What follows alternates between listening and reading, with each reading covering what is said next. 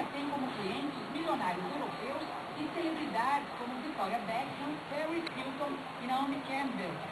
Em 2003, já havia sofrido um assalto, quando uma quadrilha do leste europeu levou o equivalente a 70 milhões de reais em joias.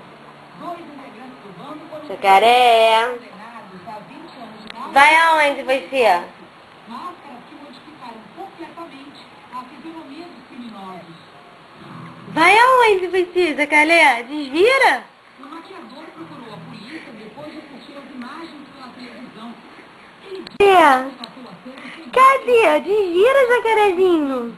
só perde para o roubo de 50 Neném, milhões de libras desvira, não vai desvirar não? de reais. Uma empresa de segurança de valores investiu na Inglaterra em 2006, quando os criminosos Neném. Cadê o neném?